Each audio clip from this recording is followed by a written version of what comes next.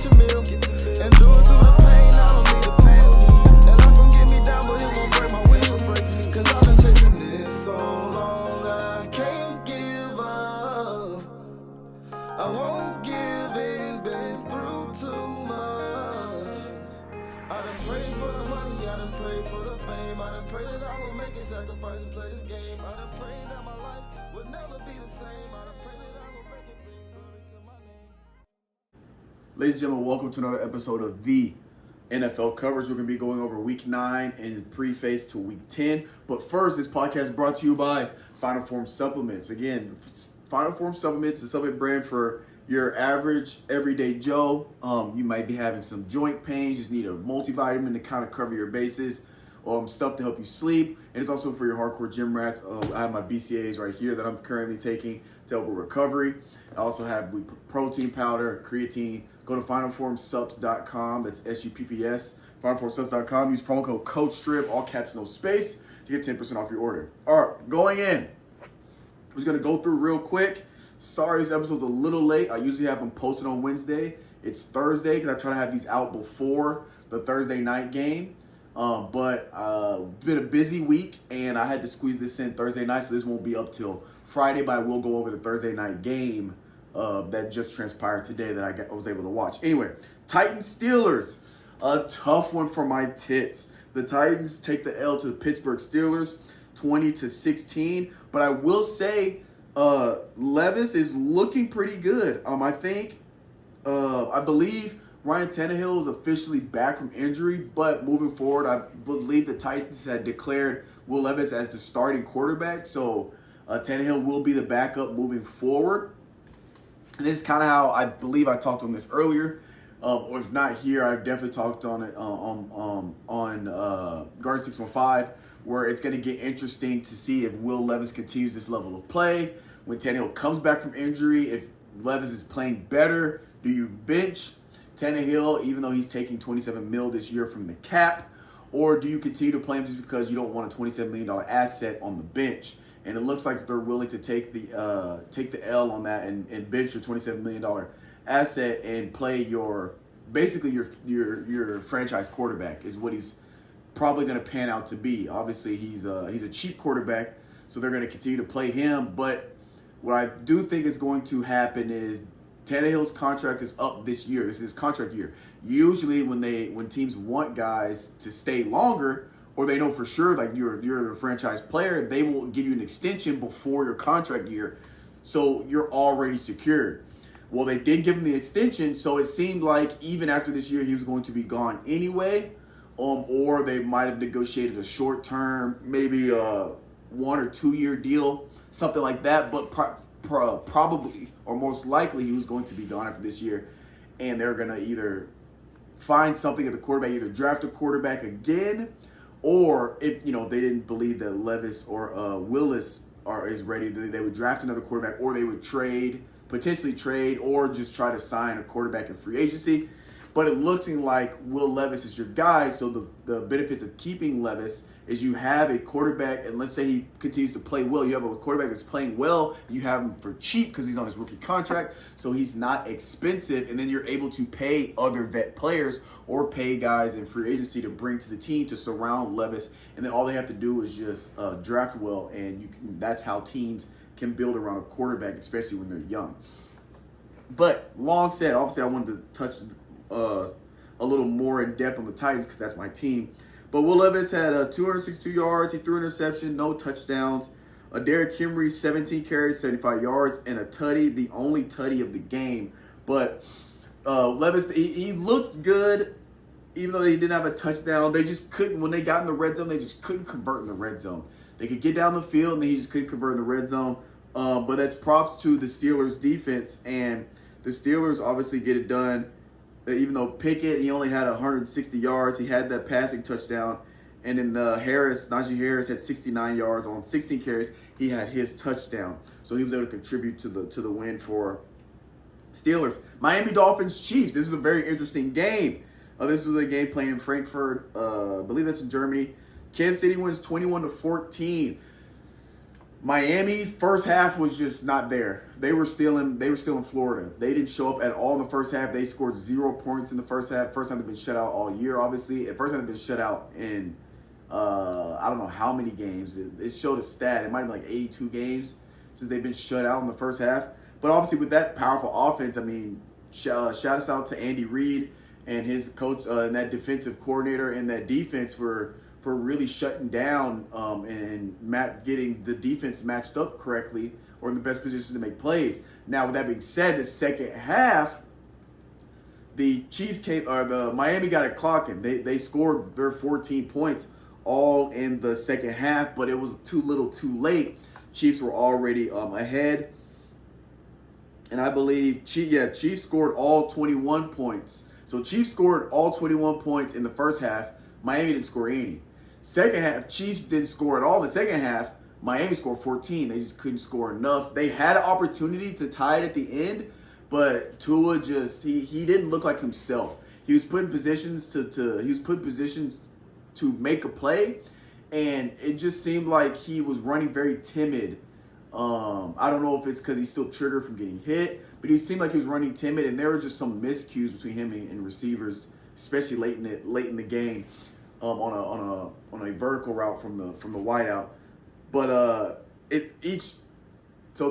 Miami's defense made the adjustments to stop the Chiefs, but the Miami's offense didn't do enough to get the game. So Miami takes the L, Chiefs take the dub. Chiefs moved to 7-2, Miami moved to 6-3. Next game, Rams Packers. Packers win 20-3. Rams are 3-6. Packers move to 3-5. Green Bay is I don't want to say they're starting to figure it out because these two teams, they're like evenly matched teams and they're kind of on the bottom of the middle tier. They only have 3 wins so far this season. So that game is what it was. But Patriots, Commanders win over the Patriots. Patriots move to 2-7. Commanders move to 4-5. So the Commanders are still teeter-tottering around that 500 mark for teams. So they're kind of that team where we don't know like if they're good or if they're bad. They're right there at 500. So they're a decent, they're an average team, right? And the Patriots, it's looking bad for the Patriots out of Belichick's 29 years. This is the worst his offense has been rated and the worst his defense has been rated. And that's why they're 2-7. Moving on, Buccaneers, Houston Texans. That boy C.J. Stroud had him a game. He he sets the NFL single game rookie passing yard record, 470 yards, and surpassing Andrew Luck, who had the record before that. Now this was a tight game though. It's 37-39. It came down to the end, but Texans moved to 4-4. They're 500. Bucks moved to 3-5. All right, C.J. Stroud had 470 yards, 5 passing touchdowns. I mean, he looks phenomenal out there. He's probably going to win Rookie of the Year, Offensive Rookie of the Year. He looks phenomenal out there. And then run game was okay. Singletary had 26, which is the most. And then Brown had 153 yards and a tutty. Schultz had 130 and a tutty. Dell had 114, 2 tutties. Collins has 54 and a tutty. So you got 3 guys over 100 yards in a single game. So C.J. Stroud, not only is he passing the ball well, he's distributing the ball well. He's not one of those guys that will just chuck it to a random guy and just tell him to get, or chuck it to the same guy. He's not predictable. He's distributing the ball well amongst the receivers. And so that really gets the offense going, right? Because now your defense has to stay true to all of your receivers instead of just double teaming one. Browns, Cardinals. Pretty much knew this was going to happen. Browns win 27-0. Cardinals shutout. Cardinals, another thing with the trades. Actually, I'll get there when we get to the Vikings game. I'll get there, but because the Cardinals no longer have Joshua Dobbs, so the Cardinals played with who was it? Cardinals played with Clayton Tune. Clayton Tune, he only had 54 yards his first week starting, and he had 2 interceptions. And then again, the defense Myles Garrett looks fantastic. Denzel Ward looks great. That whole defense just looks fantastic. And I believe, if I believe correctly, we'll see when we go to looking at week 10. I believe the Browns are still number 1 ranked defense. If not, they're definitely top 3. Bears, Saints. Saints take the dub 24-17 over the Bears. Saints move to 5-4. Saints are one of those teams that's kind of quiet right now. People aren't really talking about them. Obviously, they just broke past 500. So, they're close to a 500 team. But now they're 5-4. I think they're slowly, quietly becoming a team that's going to start making noise later on in the season. That's what it's working up to be now. They could go on a losing streak. But just from the past few games, it seems like they might end up being a team later down the road that are kind of in the wild card, or they might be on the cusp of making the playoffs, or they can make a deep run to securing a spot in the playoffs. We'll see how their division plays out. Bears move to 2-7. Saints 5-4. Seahawks, Ravens. I had talked about earlier, Ravens, dark horse team. They're quiet. Nobody's really talking about them. After this win against the Seahawks, because Seahawks looked good. They're 5-3 now. Seahawks look good. Ravens, now they're 7-2. They're being talked about now. I do believe the last time I checked, which was last week, I don't know what it is this week, but I do believe Patrick Mahomes was the favorite to win the MVP this year. And Lamar Jackson at the time, this is just last week. Obviously, it might change, or that might have been earlier this week, like Monday, after the Monday football game. But I do know when I looked, the MVP race, Lamar Jackson was 5th on the list. It was like Mahomes, it was Hurts, and I forget the list. But I do think he's starting to get recognition because I'm starting to see this week the media is talking about him. Prior to, I was seeing like, Ravens are looking good. They're winning. They've only lost 2 games. But nobody's really been talking about them because it's all been about Miami. It's all been about Miami, Dallas, San Francisco. Not San Francisco as much, but for the beginning of the season, it was Dallas, San Francisco, Miami, Eagles, and then it's kind of Bills, and now it's kind of the Chiefs. You weren't really talking about you weren't talking about Baltimore. Now they're talking about Baltimore. I believe one of the reasons why is because they're not, besides Lamar Jackson, they're not super flashy. Yeah, they got OBJ. They don't have any like big time names. Like they don't have a Stephon Diggs. They don't have a CeeDee Lamb. They don't have a AJ Brown. These big time names, even though they do have the talent, but just from a superstar or celebrity standpoint or popularity wise, they don't have these big names. So I think they've been just kind of quiet. Now people are talking about them, which I think people should have been talking about them because the Ravens are looking like a really good team. They moved to 7-2. Now Vikings, Falcons. This is interesting for the Vikings because the Vikings, Kirk Cousins got hurt. He tore his Achilles, I believe. He's out for the season. So what did Vikings do? They traded and they picked up Joshua Dobbs from the Cardinals, right? Because the Cardinals, Kyler Murray was out for the Cardinals. Josh Dobbs, the backup, has been starting for the Cardinals. Vikings, they grabbed Joshua Dobbs, and so I don't know if I said this last week or the last pod, but when the trade happened, I immediately got interest on the Vikings game because I want to see how Joshua Dobbs does on a new team. He did phenomenal. He got the win. Not only did he get the win, he was able to put up 31 points as a first-time starter with this new system and a new team in a week. They got him Tuesday. The game was on Sunday, so it's not like he had a whole offseason. He had a whole camp. It's not like he even had like a whole month to get the chemistry. This was like 3 or 4 days, and really up till Sunday, I think practice for a lot of these teams, the last day is like Friday, and traveling Saturday. Sometimes they travel Sunday. Yada yada yada. No, they're not traveling Sunday. They're traveling Saturday. So really Saturday and Friday, Friday's more of like a walkthrough. So they're not really like he really only had like 1 or 2 solid practices with this team. And Joshua Dobbs had 158 yards, 2 passing touchdowns, no interceptions. He also had 7 rushes for 66 yards and a rushing touchdown. So he threw for 2, he ran for 1, and he looked good out there. And I talked about this to a lot of my buddies. Well, it's crazy how you can take a guy in one system, put him in a completely different system. It's the same guy. It's only been a couple days, so it's not like you can take developmental factor out because usually guys develop, they get better over time.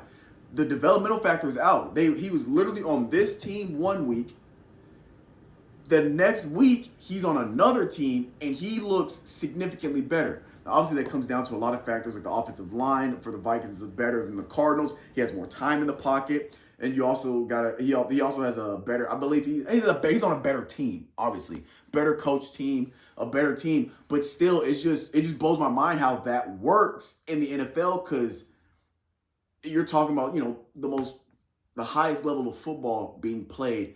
You can take a guy that doesn't work in this system.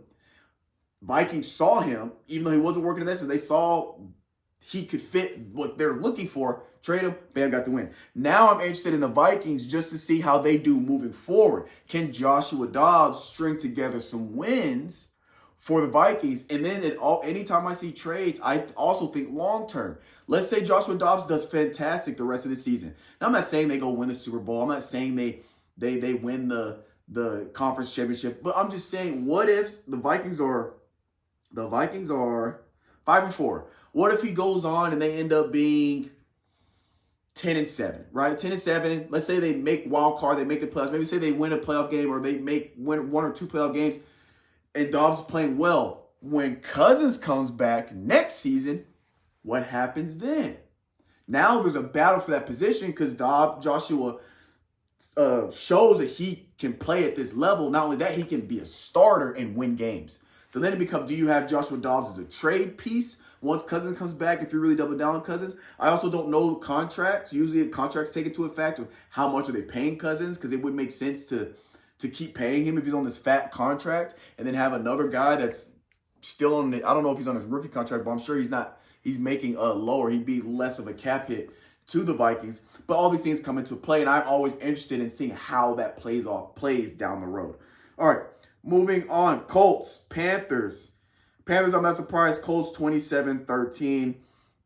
Panthers, Jonathan Taylor, 47 yards. Not much really went on this game. Bryce Young, 173, 1 pass touchdown, 3 interceptions. Bryce Young, I had a conversation today. Bryce Young, he's a rookie. I do believe he can develop into a Pro Bowl quarterback, 3-4 years down the road. He needs weapons, and he just needs weapons. I think once he figures out once he learns the learning curve of the NFL, I think he'll be okay. He's got the talent. His offensive line doesn't look too bad. He's holding the ball too long is the problem. And I think he's holding the ball too long because he's hesitating and he's second guessing. At least it looks like he's second guessing or hesitating with some of these throws. And instead of just taking the check down right away, he's looking. He looks like he's trying to make the deep throw. He's trying to make it work or force it. And then he'll hit the check down. But by the time that's all happened, the linebackers come up to the check down. He throws the check down. He gets a yard or two. Sometimes a tackle for loss. So I think I think he still needs time to develop. And obviously I believe he's on a 5 year, so he has 4 more years. I think by year 3 or 4, I think he'll have it figured out by then where he's going to really start making waves in the NFL. Now, next game, Giants, Raiders. Raiders get a dominant dub, 30-6. They fired their I believe it was the GM. They made some front office moves, right? And so DeVito, 175 yards, pass touchdown, 2 interceptions. And I'm sorry, that's the Giants. That's the Giants because Tyrod Taylor did not play and Daniel Jones. Well, he did play towards the end, he started, but he got hurt and ended up leaving the game. And then so their third string quarterback played. So that was pretty much a done deal for the Giants. But where is he at? Tucker had 52 yards. Myers had 38. Adams had 34. Renfro had 32. Carter had 15. They did it by committee at the receiving yard. And then that boy Jacobs had 26 carries, 98 yards, 2 tutties. Myers also had a rushing touchdown. And then O'Connell had 209 yards, no interceptions, no touchdowns. So the Raiders got it done on the ground for that game. Next, Cowboys and Eagles. Eagles win 28-23. Eagles move to 8-1, the best record in the NFL. And the Eagles are starting to really separate themselves from the rest of the NFL. I remember early on in the season, we were talking about how Eagles, they're winning games, but they're struggling. Now I feel like they're slowly starting to play more complete ball. They're starting to play better ball 4 quarters instead of 3 quarters or 2 quarters. Instead of playing catch up like they did against the Commanders and some other lower tier teams. Even though they still got the dub, they were playing catch up and had to play catch up. They're playing like they're kind of be a second half team, but now they're starting to really dig it out and they're winning against good teams. They get the dub against Dallas. Now, what I will say about Dallas is it's a tough loss, but Dallas's offense looked good. Dak Prescott, 374 yards, 3 pass touchdowns, no interceptions, which is a big thing for Dallas. Dak Prescott last year led the NFL in interceptions. This year, he's not leading interceptions. He had a couple games where he threw some interceptions, but he's doing better at taking care of the ball. 3 touchdowns, no interceptions, and Tony Pollard with 51 rushing yards. CeeDee Lamb, 191 yards, 11 catches. Ferguson, 91 yards and a tutty. Talbert, 49 and a tutty. And then Turip had a little 5-yard touchdown catch there. So the Cowboys' offense looked great, but their defense just couldn't get it, just couldn't hold on to Jalen Hurts in that offense. Jalen Hurts had 207 yards, 2 touchdowns, no interceptions. DeAndre Swift had 18 carries, 43 yards. Hurts had a rushing touchdown, and Gainwell had a rushing touchdown. A.J. Brown, 66 yards and a tutty. Devontae Smith, 51 yards and a tutty. That Eagles offense is looking good. And I believe as we go on into the season, they're going to start playing more complete ball down the road and continue to get these dubs. Buffalo Bills, Bengals. I talked about it last week. Bengals, underdog on that one. I think I said I would take that. I don't remember. But I remember conversations I had with my friends before that, and I have Bengals winning against the Bills because I kind of want to find that text. No, I'm not going to do it because I'm trying to keep this under 30 minutes. Anyway, I remember saying that I wasn't 100% sure on this one. This was going to be a closer game or a closer pick to me, but I ended up going with the Bills because I said if the offensive line for the Bengals, the offensive line for the Bengals can give can give Burrow. It is Joe, right? Yeah, I'm tripping. They give Joe Burrow enough time in the pocket, not a lot of time, but they just give him enough time in the pocket. Because we know Burrow has been one of the most sacked quarterbacks since he's been in the league. That's one reason why he got hurt that one year, because he was getting sacked. And then the year he went to the Super Bowl, he was the most sacked quarterback. I believe he was the first quarterback to be the most sacked quarterback and still make it to the Super Bowl, Super Bowl. But anyway, if their offensive line gives Joe Burrow enough time to get the ball off and make his reads, I think Joe Burrow is one of the best pocket passers in the NFL. So I basically put it all on the offensive line for the Bengals, and that's exactly what they did. Now, I do believe he did get sacked, but he only got sacked once. He had 348 yards, 2 passing touchdowns, no interceptions. Mixon had 37 with a tutty. Higgins had 110. Boyd had 56. Hudson had 45. Chase had 41. Mixon had 31. Sample had 30 with a tutty. Smith had 26 with a tutty. So he's getting everybody involved. Again, if you give Joe Burrow enough time, if he can catch the ball, make his reads, get the ball out, 2.5 seconds, he's one of the best pocket passers in the league, and it is hard to stop that guy. And that's exactly what they did. They gave him just enough time to get the dub. Now, moving to Monday night, Chargers-Jets. I had the Jets on this one because the Chargers, I didn't think their offense was explosive enough. And since the Jets' defense is a good defense, I had the Chargers losing because I thought it was going to be a low-scoring game, kind of 27-6. But I thought the Chargers weren't explosive enough to get explosive plays against the Jets' defense, especially their secondary. So I had the Jets winning because I thought they were going to get their run game going, and that's why they didn't get the dub. They didn't get run game. Hall had 50 yards, Cook had 7, Wilson had 7. No rushing touchdowns. Wilson had 263 passing yards. He didn't have any interceptions, which is good. He's not turning the ball over, but he didn't have any passing touchdowns. So both their 6 points was 2 field goals. But that was banking on. Obviously, Chargers stepped up and they did that. Now, moving forward. So, tonight, today's Thursday, but we recording that, and the Panthers and Bears played Thursday night. And I'm just gonna go ahead and go over that real quick. Bears won 16-13. So Carolina moves to 1-6. Bears move to 3-7.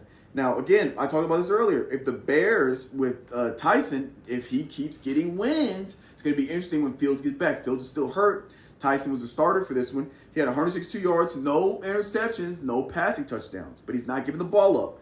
They got it going on the run game. Foreman had a rushing touchdown, 80 yards, and then, well, pretty much, 80 yards. Johnson had 18. Scott had 16. Tyson had 12. Tyson had 12, and then Evans had 5. But that's where they were able to get it done. As the one touchdown they scored was a rushing touchdown. Or no. Yes, for the Bears. Because I believe Carolina had a return for a touchdown.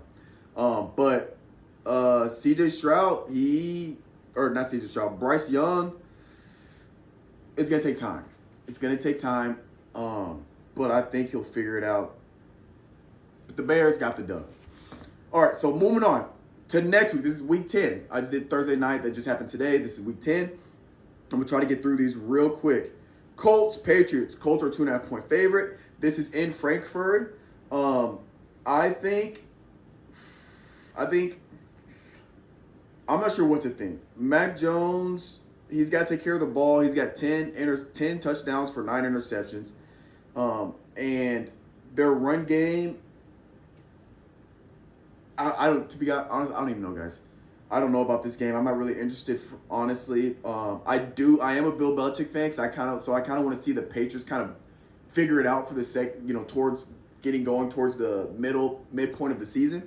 But Colts play the Patriots.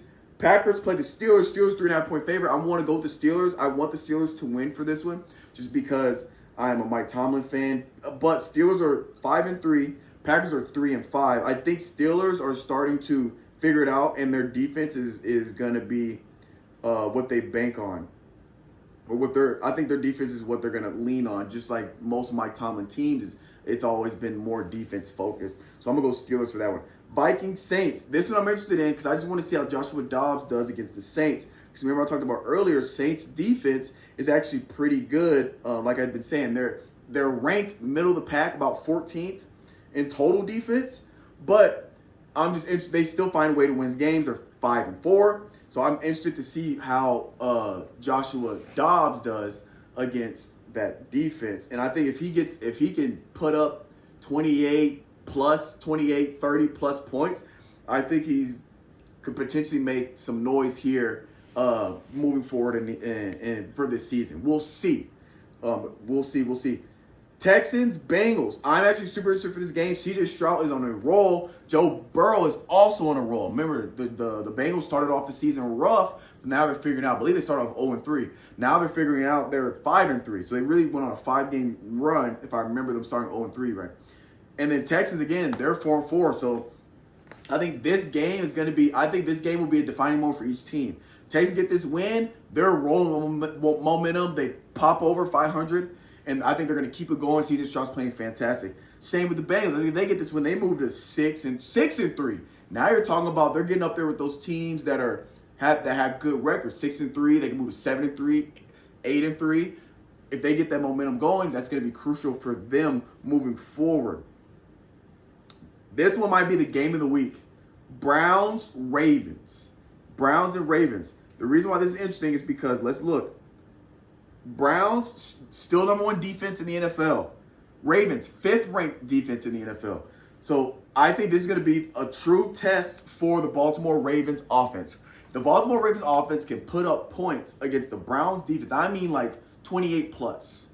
They put up 28 plus, even in a loss. If they put up 28 plus, I think that will solidify them as being, I think they're a legit team now, but I think they put up 28 plus points against the number 1 defense. I think it solidifies them as a legit team, and I'd put them up there in that tier 1 with the Eagles and the Chiefs. Right now, I have them right in that space I talked about early on in the season. That space right between the top tier and that second tier. They're kind of floating right there. I need to see how they do against the Browns here. If they win, bam, they're for sure going up into those top tier teams. And right now, it's just Chiefs. I put Chiefs, Eagles. It's pretty much Chiefs and Eagles right now. And I'll throw them up there too. All right. Tennessee Titans and the Buccaneers. Bucks 1-point favorite. I'm going to take the tits on that. I think Will Levis actually has a standout game, and I think he has a standout game. I think this is the game they have, the most complete game they have. I think Derrick Henry gets it rolling, and they're going to kill in the run. I think D-Hop and the receiving core go crazy. I think Will Levis is just going to play smart ball. I don't think he's going to take a lot of gambling. Now, he'll take some. You'll have to take some chunk yards. There's certain plays, certain times where you're going to have to take chunk yardage to really get downfield. But I do believe Will Levis will have a good game. He'll take care of the ball. He'll play safe Tom Brady ball. I call it Tom Brady ball because Tom Brady, he is notoriously known, and one of the reasons why he's so good is he's going to kill you in the checkdowns. He will nickel and dime all the way down the field. He'll take what you give him. If you're covering top heavy and you're covering deep, heavy emphasize, and you're leaving these little 5-yard, 3-yard routes open, all Tom Brady is going to do is dish it down, check down, let his athletes catch the ball, get 2-3 more yards after the catch, and nickel and dime you all the way down. Then when they get in the red zone, they're going to get that smash combination. They're going to get a crosser, and they're going to get their touchdown. I think if Will Levis plays Tom Brady ball, if the first read isn't there, check down. Let him get his yards, and just keep converting on third downs. I think Titans get this dub against the Buccaneers. 49ers, Jacksonville. 49ers are 3-point favorite. I'm interested in this game because Jacksonville is 6-2, another quiet team. You know, people aren't really talking about Jacksonville. They've only got 2 losses on the year. But if San Francisco loses this game, you're almost in a panic mode. Because San Francisco started off as, I had them in that tier where they were clear cut above the rest. They're sliding down. They're back in their bottom second tier. They lose this, they might be third tier because they move to 5-4 if they lose this. They're 5-3 now. But if they get the dub, 6-3, and 6-3, and so they're starting to bounce back because they've lost 3 in a row. And then Jacksonville, they win this, they move to 7-2, and now you're talking about, you gotta talk about Jacksonville. We're talking about teams to watch out for. Okay, moving on. Detroit Lions, Chargers. Detroit Lions are a 3-point favorite. Again, Detroit 6-2, another team. I talked about them earlier, but people aren't really talking about them now because all these other teams are doing so well, like the Eagles and the Ravens and the Chiefs. But Lions are 6-2. Again, the problem I have with the Chargers, their defense is ranked second to last. They're 31st. So anytime you have a second to last defense and you're going up against a top 5 or even a top 10 offense, it's going to be problems. The Lions offense is ranked second overall, 6th in passing, 6th in rushing, 9th overall in points. So the Chargers are going to have their hands full on defense. So that'd be something to look out for all you Chargers fans. Falcons, Cardinals. I'm taking the Falcons on this. Cardinals is basically starting with a third-string quarterback. Their organization they're basically falling apart. And then Falcons, they've been pretty decent here and there in the season, but Falcons, they got a lot to focus on. They're probably going to be in the running for the number 1 draft pick. But Commanders, Seahawks. Seahawks, 6.5-point favorite. I think Seahawks pretty much get this done. Geno Smith has been playing well this year, and their defense is okay, well, kind of. They're ranked 25th, but their defense does enough. I think the Seahawks, I think they get it done. Geno Smith has been doing pretty well. Cowboys, Giants. I'm taking Cowboys. The Giants, their offensive line is in shambles. That front 7 for Dallas, I believe, is going to eat up the Giants' offensive line, especially if Tyrod Taylor's not back. I think they're at their best when Tyrod Taylor is playing. If Tyrod Taylor's not playing, I don't think that they have a chance against the Cowboys, especially if the Cowboys' offense can continue the level of play they played last week, continue that level of play with their offense and their defense to get back to Cowboys' defense. It should be a done deal for Dallas Cowboys. And then Jets, Raiders. I actually don't know on this one. Jets, Raiders. Jets are a 1-point favorite, so it is a tight spread. This one might be interesting just because I don't know. I don't even know who to go with that one. They're both not ranked very good on offense. The Raiders' offense is actually last, believe it or not. Jets 28th. Now the Jets defense is top 10. It's ranked 9th. So if I had to bet, I would go Jets simply because they have a top 10 defense and the Raiders offense is dead last. That's usually not a very good combination for that offense when you're going against a top 10 defense. But we'll see how that plays out. And then Monday night is Broncos-Bills. Broncos-Bills. Bills are 5-4. Broncos 3-5. Now, again, I'm going to say it. Broncos are one of those teams, I think, if you go in there lightly, you'll lose. Now, I did this last time with the Chiefs, and they won.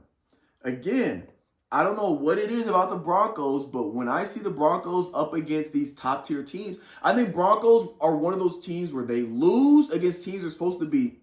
They beat teams they're supposed to lose against. That's how I describe the Broncos this year. So anytime I see a team that would be like a for sure, oh, you for sure would bet the Bills, I think Broncos will win. Anytime you would look and be like Broncos are playing the Cardinals, you'd be like, oh, Broncos should beat the Cardinals. They're Cardinals are dead last. Broncos will lose. So I might continue that vibe the rest of the season. So I'm going to go Broncos over the Bills. Monday night, we'll see how that goes down. And that's going to be week 10. Kansas City, Rams, Miami, and Philly all have byes this week. And that is going to be it for this week's coverage of the NFL coverage. Again, I'm sorry this episode came out late. Life is busy right now, but I'm going to continue to pump these bad boys out. We're going in to week 10, only got 7 weeks left. And then I also have NFL coverage during the playoffs, of course. All right, you guys stay tuned for the NBA coverage. That's also dropping as well for you NBA fans. I have that dropping once a week. I don't have a set date for that I'm dropping. I'm going to try to do them maybe every Friday and drop them. And it's just, NBA games are like all the time instead of once a week.